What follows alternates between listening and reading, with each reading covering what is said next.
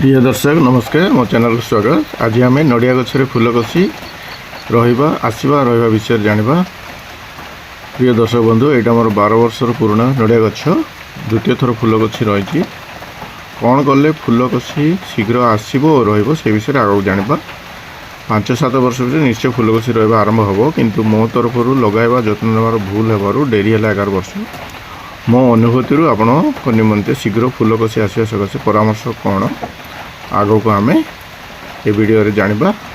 शेष पर्यंत देखंतु। मो मतरे बड़ शत्रु है नड़िया गछ मूषा, तेणु नियमित मूषा मारिबा एवं जनता कि औषध देवा चेष्टा करंतु। 9 मास बयसर गछटी मोर मर जाइल अल्प दिन तले, तेणु खाद्य सार देवा सह मूषा उपद्रव प्रति ध्यान दियंतु। द्वितीय कथा है ट्रस्टेड फार्म रो हाइब्रिड शीघ्र 3-4 वर्ष फलुवा गछ आणंतु।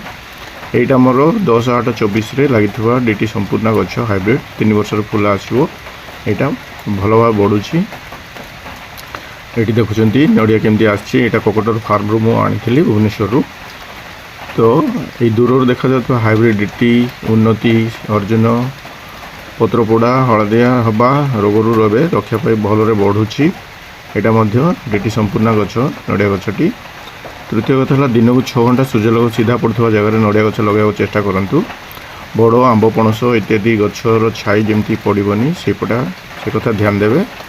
खाद्य सार देले भी बढ़ोनी जदि खरा पड़ूनी। 3 foot by 3 foot by 3 foot गात खोली लगातु खाद्य सार दिंतु ठीक रे। पंचम कथा है वर्षा ऋतु में फंगाल स्प्रे करूँ।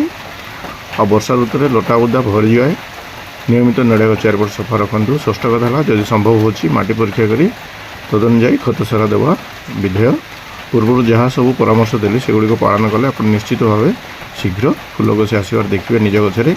यहाँ मोर प्रथम फूल आसला रही फूल कषि किंतु द्वितीय थर ए वर्ष पुणी थे फूल कषि 3टा फूल चेहरा आसी जो 2टा फुटिनी गोटे फुटी। आथर मुझे किसी हॉर्मोन किंबा कीटनाशक किसी स्प्रे करिनी। पूर्वर करी किसी फलाफल ठीक आसी नाला, तेणु एथर किसी मु स्प्रे करिनी।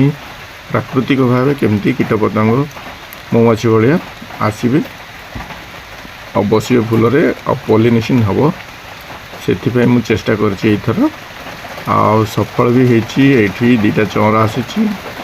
आई गचरे मु अन्य खत सार देवा सहित पूर्वर मैग्नेशियम सल्फेट 1 kg सलोवर्स 100 ग्राम कोकोनट स्पेशल 300 ग्राम बेसिन रे देइथिली, जो द्वारा फूल गुड़िक 3टा चौर आसी। आपण मैंने से करंतु। ए वर्ष मु प्लानोफिक्स हॉर्मोन किंबा कीटनाशक किसी स्प्रे करना एपरी करते पूर्व सफल हो नी।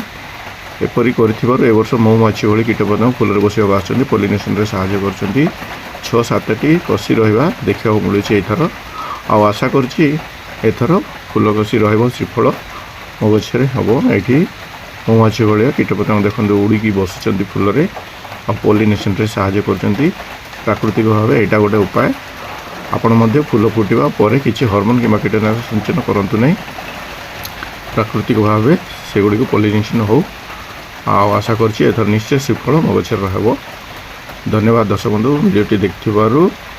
आपण माने भी आपणकर बगीचारे हैप्पी कोकोनट फार्मिंग फ्रेंड्स एगुड़िक आपणातु श्रीफल पातु हाथ पाहांतारे। धन्यवाद दर्शक बंधु। आशा करुच्ची वीडियोटी आपण को काम लगे। गचरे फूल कषि देखले मत खुशी लगे। आप केमती लगे कमेंट रे जणाइबे। आप कमेंट अपेक्षा। धन्यवाद। जय जगन्नाथ। नमस्कार।